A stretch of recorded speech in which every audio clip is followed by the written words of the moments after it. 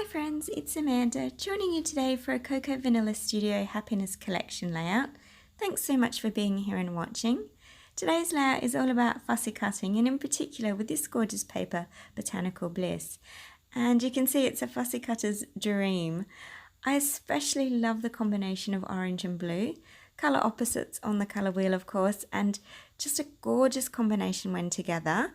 Picked up some die cut ephemera pieces as well, and I can see that combination working beautifully.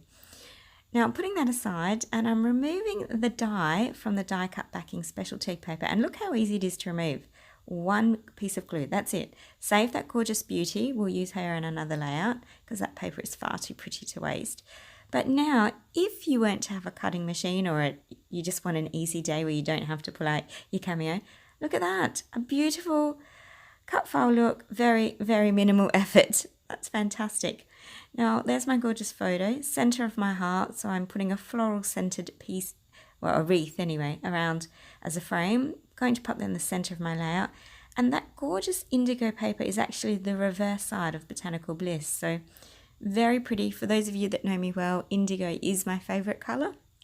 And I think that darker hue of blue will work beautifully with our orange-blue combination. And you get the sort of gist from my layout. It's not an original design. I'm being inspired by lots of gorgeous people like Natalie D'Souza, Raquel Louise, Mandy Melville. They've all done beautiful similar layouts. There's probably more online that I've missed. Forgive me if I've forgotten you. But just being inspired and taking my own take on that today. I've gone now and stitched my 11 by 11 inch cardstock. I machine sewed it about ½ inch in, and just trimming it along and popping it into place. I do always stitch separately. I try not to stitch through multiple layers of paper. This just lengthens the life of your sewing machine needle when it goes through so many sheets of paper. So just starting to plan out now, bringing out all those extra fussy cut pieces. There's lots of them, look at that. I've got a few die cut leaves in the green. So the fussy cut paper, all the leaves were the navy, which are gorgeous, or the indigo, and I just love them, but I wanted a little pop of green as well to pop around my photograph just for that point of interest. So literally just going to play around with a diagonal design. I like the idea of my daughter seems to be leaning in diagonally across my son, so following the direction that her face is taking with how I arrange the flowers in and around the heart and that photo. So lots of play now, tucking in, moving around, making colours work together. You can see that combination of blue and orange is just divine though, isn't it? So just sort of playing around with that idea for now. Gluing on that frame, and I'll use my fine liner because I don't want too much glue, because there's nothing worse when you press down and then it smears onto your photograph. So just a very light amount of glue. There we are, and then I'll trim that up. Nice, oh look at that, nice and neat, beautiful. So a beautiful framed photo now. And as I said, centered for the center of my heart. So got a die cut piece here, loving every second. That's going to be my title. You can see I've arranged those green foliage pieces around just the photo. So again, it has that point of interest to draw you into my sweet photograph. I've mounted that heart with some foam tape. And again, because it's a very clean layout and there's not a lot to it, having that little bit of soft, elegant dimension really, it just adds that extra something, I think. Look at that. It's not a lot, but just enough to give it that little lift off the page. And because it is white on white, it is going to help lift it. So that's my basic design. It's not really very fancy, is it? You can see I've fussy cut a butterfly or two from the other paper that features all the butterflies. I've used some butterfly die cuts. And there's a couple stickers there as well. Nothing's glued down yet. I'm just about to start doing that now. I tend to almost muck around with pieces for too long, moving them here and there and playing. But that's half the joy, isn't it? When you get to tuck in and push pieces around. And I love playing with florals. They're so pretty. Look at that. And I do like to tuck some of my leaves up. Lots of foam pieces, as you'll see. So we've got some pieces that are raised, some that are flat and tucked under. Just lots of points of interest, and again working in that diagonal fashion, so going from the top left through to the bottom right of my page.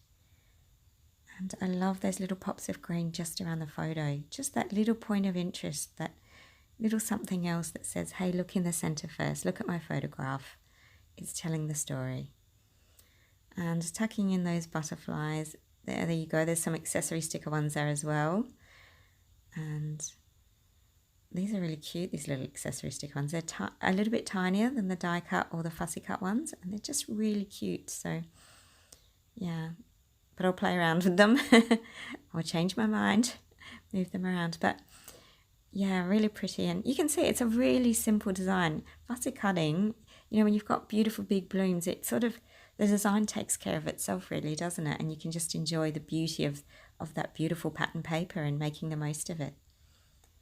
So just tucking in those last little pieces. They're always so fiddly, aren't they? And of course, because my cut file is raised, it is that little bit trickier to stick things down. There you go. So simple, sweet, very, very pretty, and needing some finishing touches now because it's a little too white. Now I could have added a little bit of splatter with some watercolour or some inks, but we had these gorgeous sequins that came maybe in 2016, maybe 2017, in a beautiful collection called Life is Beautiful. And even though I only had one set, you can see sequins last forever, and I have so many of these. So I thought, why not use the Life is Beautiful sequins, because the colours in these tie in gorgeous with the colour scheme that we're using today of that gorgeous pops of orange, blue and indigo. So on they go, really teeny tiny, and working carefully with my fine liner glue to just pop those little hints of colour in. As I said, if you don't have sequins, you could easily use splatter, but I just felt this particular page was just really clean, and I just didn't want to have that messy appearance, so the sequins were a better choice for me. But I still think it could have looked great with paint as well.